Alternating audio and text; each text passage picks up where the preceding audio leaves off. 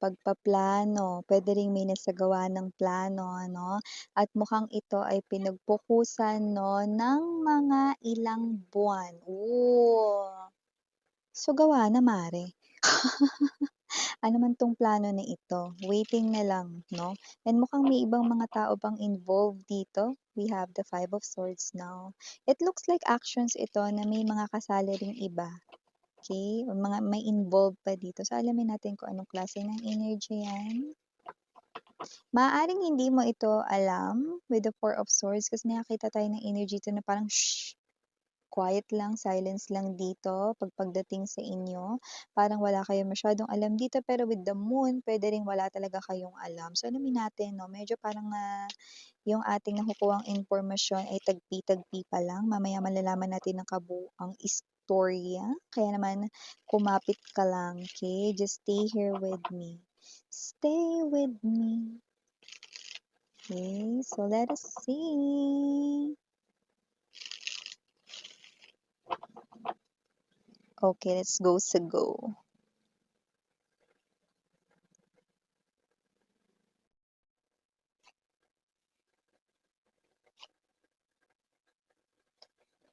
Oh, ay may pasabog isang ito, ha. Ano daw?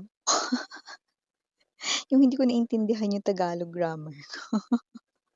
Oh, may pasabog ang isang ito. With this major arcana, sunod-sunod, the full energy, the tower, and the devil.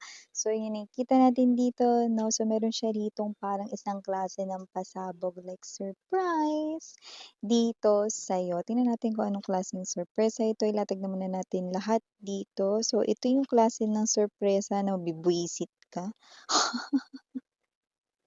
Mabibwisit na parang magkahalong buwisit at lungkot daw sa nakikita ko dito, but look at that. It looks like there's this twist right here, center of the reading, this Eight of Coins now, Three of Coins, Knight of Cups, okay, Ace of Cups. We also have here this Ace of Air, or the Swords, Knight of Swords, okay. Bottom of the deck, we have the Seven of Wands, Page of Swords, okay. Just heard kunwari, yun. So, star energy para sa ating bottom of the deck. So here, kung ano man itong pasabog na to, it's surpresa right here for you guys, no? So with that very powerful kunyari or kunwari words, no? Okay, this person here ay nakikita ko na itong person na to ay appearing as somewhat new love, someone here na hindi pa nagiging kayo, someone here na wala pa kayong legendary history pero maaaring magsimula pa lang. Uy! Pero kung sino man 'to 'no, maaaring mabwisit ka rito sa paandar niya. Ayaw niya kasi rito yung parang energy ng ano lang, plain or simple lang 'no, gusto niya dito yung parang may dating 'no. So, parang this person here 'no ay somewhat na bago siya rito mag-confess sa'yo, bago siya rito magpahayag ng feelings sa'yo, or bago niya iparating rito na gusto ka niya or mahal ka niya 'no, may pakunwari pa rito 'no. So, maaaring pagmukain niya muna daw with these other people dito nakita natin 'no, maaaring may mga maging kakuntsaba 'no, may mga parang mga energy rito ng mga susuporta, mga supporting actors and actresses. Yung mga gaganap rito 'no. So, posibleng pagmukain niya rito na yung gusto niya ay ang someone around you at hindi talaga ikaw 'no. Pero yun na nga yung target goal dito 'no, yung akala mo magpo-propose siya rito or what's this, mag-a-ask ng permission 'no, to court or official na manligaw rito 'no, akala mo pagmumukhain niya rito na ang gusto niya ay puwedeng yung friend mo or yung katrabaho mo 'no, pero dun sa mismong araw, okey, ikaw talaga pala yung nakikita ko ritong gusto niya. So, sino ang pinakasurpresa rito? Ayan 'no, buti na lang mga babes 'no, mabilis ako maka-pick up dito ng mga mensahe. And it looks like na-interpret ko naman ng tama kung anong gusto niya ritong iparating. So, yung iba nakuha ba ninyo? Yung iba nakita ko rito na baka gusto mo na siya kaya medyo nabibwisit, naiinis kayo rito 'no, and yung iba naman sa inyo puwedeng walang kamalay-malay, baka kasali pa kayo dun sa mga maging kasabwat kuno or kunwari 'no, okey, para mangyari itong ultimate confession of the heart, 'yan 'no. So, wow, okey, parang may energy siya rito na meron siya ritong talent, baka sa susunod na life 'no, baka gusto niya maging direktor o baka gusto niya maging scriptwriter 'no, or editor dito 'no, whatever. So, I do see that this person here, ayaw niya rito yung plain lang, yung diretso lang yung takbo rito ng lahat, na gusto niya rito yung parang may twist 'no, may pa-gano'n, twist and turn 'no. So, whatever the case may be, ang gusto niya kasi rito 'no ay, "Hu! Gulatin ka." Parang gano'n. So, bago natin pag-usapan, okay, ito more, batiin muna natin everybody. Hi and hello sa ating mga bagong viewers. My name is Yan. Returning Istambayos Kapuyaters, maraming salamat sa inyong walang sawang love at suporta for me. At kung hindi niyo pa po knows, meron pa po tayong main channel ang The High Priestess. Link down below lang sa ating description box. So, if interested, i-click lang po iyan para makarating po kayo dun. Aside from collective readings for all signs, doon nyo rin po matatagpuan ang reading per zodiac sign. At yun nga, wala tayo ditong gender, bae, lalaki, LGBT, lahat tayo welcome. Possible din po mag-switch ang roles. Dahil general reading ito, and at the end of the day, lahat po ay may free will na free mong gamitin anytime, anywhere. So, yun nga, timeless tayo, puwede nangyari na, sa iba nangyayari na, pero sa nakararami, hindi pa, pero mangyayari pa lamang po. Pero dito kitang-kita ko 'no, na talagang meron siya ritong pasabog, hindi yung pasabog na ang hit or BO, body odor, hindi yon, mali ka mare, 'no. Eh, hindi rin ito isang malaking utot, pasintabi sa mga kumakain 'no, kundi isa itong sorpresa, ayan 'no. Yung parang akala mo 'no, ikaw ito na puwedeng wala kang kamalay-malay, baka nga happy ka pa 'no, na meron ditong friend mo or katrabaho mo rito 'no, na liligawan nitong person na 'to pero hindi mo alam ikaw pala yun 'no, pero kasama ka sa naghahanda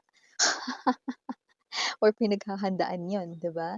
O yung iba naman dito 'no, kasi yung iba, puwedeng gusto mo na siya rito pero inaasar ka lang niya, ayan 'no. May mga gano'n kasi 'no, may mga playful kasi na parang character, and I think gano'n yung person mo kasi lumabas dito sa kanyang characteristic 'no, ay ang full energy 'no, which is high resemblance 'no, ng ibig sabihin nun ay, itong person na 'to ay puwedeng palabiro 'no, pero hindi siya player ng heart 'no, pero mahilig siya dito sa mga pa-surprise ganito, ganyan, mahilig siya sa mga paandar ganito, ganyan 'no. So, gusto ka niya ritong, biglain, surpresahin 'no, na, "Ay, ako pala yun, akala ko si ano yung gusto mo." Yun 'no. Gusto mo yun? Yung sinusurpresa ka kasi gano'n yung nakikita ko dito reaction mo, like you're totally shocked dito na ikaw pala yung gusto niya pero kasama ka dun sa nagpe-prepare, naghahanda na ito yung role mo, ganito yung gagawin mo, pero boom, it's the other way around pala. Ikaw pala talaga yung i-a-ask dito ng permission 'no, para ligawan officially 'no, or yung iba naman dito 'no, na mainit yung ulo ninyo kasi gusto niyo nga siya rito, ayaw niyo mag-participate sa mga ganito, ganyan 'no. Kunyari lang yun na ang gusto niya ay yung friend mo o yung katrabaho mo o yung kapitbahay mo 'no, hindi yun totoo, okey? Kasi ang gusto niya pala dito ay ikaw, yan o kaya nakikita ko dito na puwedeng maiyak-iyak ka pa rito 'no, sa buwisit sa kanya na parang, "Ano yun, biro ba yun or whatsoever?" Pero pagka nalaman mo na ito 'no, hati ang iyo ritong mararamdaman kasi nakita ko rito na kung magagalit ka man, mabilis din itong, mawawala 'no. Alam mo yung energy na yung baga ng uling 'no, 'pag binuhusan mo ng tubig tapos sisingaw yung usok ng gano'n, 'yan, oh. Okey na sana minsan maniniwala na ako may sound effects pa, eh. Anong na-expect niyo? Alam ko ako lang naman ang tao rito, so ako yung sa sound effects na rin, 'di ba? So nakikita ko rito na kung sino Wala kayong choice, you know? Kasi naman 'tong energy na 'to nakikita ko rito 'no, that with this person's energy, it looks like magiging, successful ang outcome nitong kaniyang gagawing pa-surprise sa'yo, ayan 'no. Nakikita ko pa nga dito na maiinggit or naiinggit yung mga kakuntsabanes dito ng mga friends mo, kapitbahay or katrabaho mo rito na parang, "Ay, swerte-swerte naman ni Collective, may pa-ganito yung person na may gusto sa kanya, ini-effortan talaga siya, pinaparamdam talaga na siya special." Taray, special? Yeah, special ka talaga for this person here. That's why ginagawa niya ang lahat ng ito.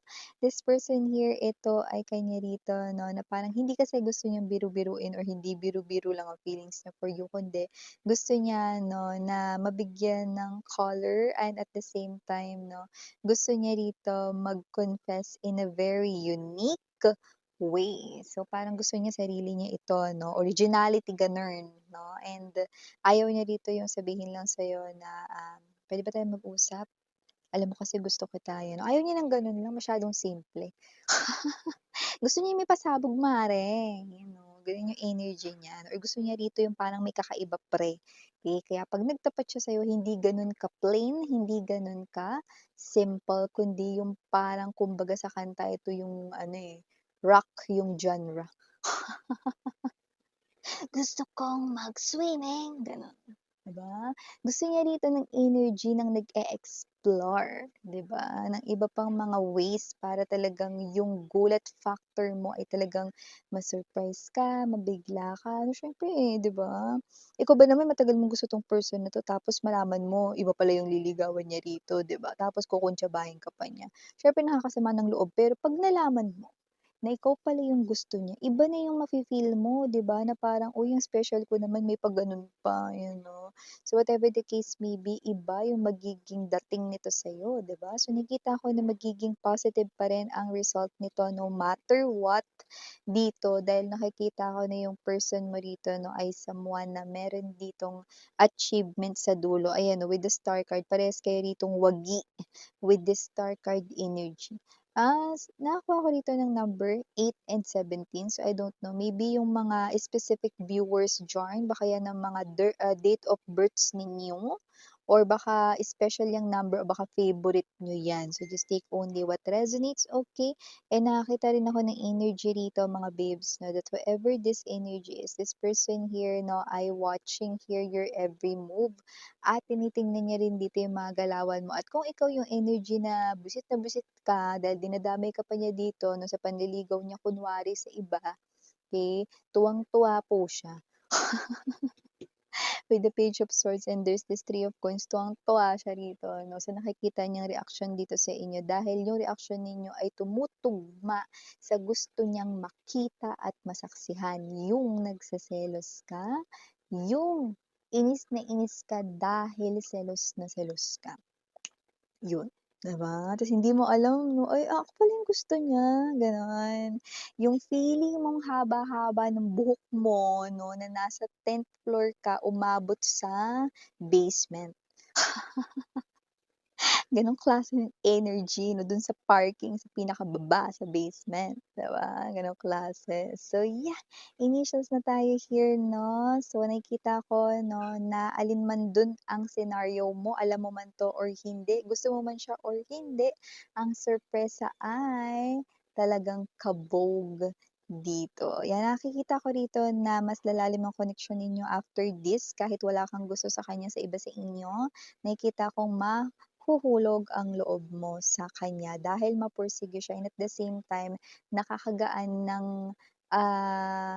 energy yung presence niya rito. So, hindi talaga malabong hindi ka ma-inlove sa kanya kung hindi mo man siya gusto. Ngayon kung gusto mo siya, nakikita ko na mas lalalim pa ang inyong samahan. O initials, capital letters na mga mare. Unang-una, capital letter J, of course. Nakita rin tayo dito ng capital letter B as in boy. O JB, baka JB ha, just take only what resonates or BJ, okay? Pwede ring reverse. So we also have here capital letters P, andito rin ang S. We also have here G, and last but not least para sa ating capital letters, we have N. Para naman sa ating mga small letters, makinig dahil medyo marami-rami ang aking nakikita.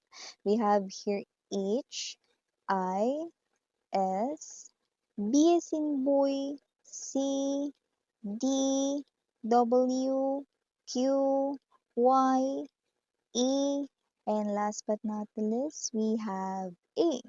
For A, maaaring ito ay dalawa pero maaaring hindi hihigit sa dalawa. So, ito yung mga mensahe right here for you guys. Again, I'm Yuriana Anni for the girls and Yana, do na for the boys. Sarang yellow and light, Hidra.